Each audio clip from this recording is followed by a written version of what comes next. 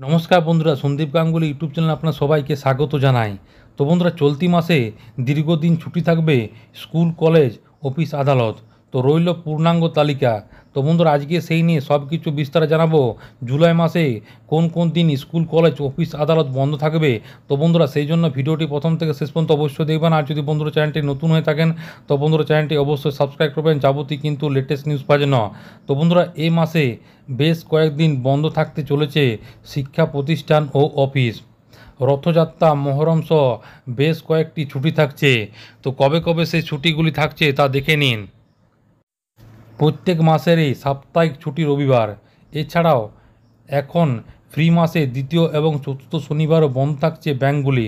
পাশাপাশি আঞ্চলিক কিছু উৎসব ও ধর্মীয় অনুষ্ঠানের কারণে বন্ধ থাকবে স্কুল, কলেজ, বিশ্ববিদ্যালয়, বিভিন্ন শিক্ষা প্রতিষ্ঠান, অফিস, কোর্ট কাছারি। এ মাসেও বেশ কিছুদিন ছুটি পাবেন অফিস কর্মীরা এবং শিক্ষার্থীরা। তো দেশের বিভিন্ন রাজ্যের শিক্ষা প্রতিষ্ঠানগুলিতে এবছরের মতন গরমের ছুটি সমাপ্ত হয়েছে। রাজ্যে বহুদিন আগেই স্কুলগুলির দরজা খুলে গেছে।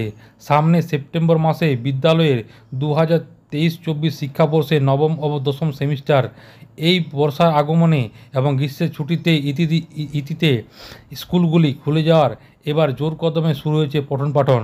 তবে জুলাই মাসে ফির একবার ছুটির তালিকা প্রকাশ করা হলো। কবে কবে ছুটি থাকছে এ মাসে? 7 জুলাই মাসের প্রথম রবিবার এবং রথযাত্রা উপলক্ষে শিক্ষা প্রতিষ্ঠান, অফিস বন্ধ থাকবে। এরপর হচ্ছে 13 জুলাই। 13 জুলাই হচ্ছে মাসের কিন্তু দ্বিতীয় শনিবার, সেদিন কিন্তু ব্যাংক বন্ধ থাকবে। তার পাশাপাশি 14 জুলাই সেদিন কিন্তু পড়েছে রবিবার, সেদিন কিন্তু সাপ্তাহিক ছুটি।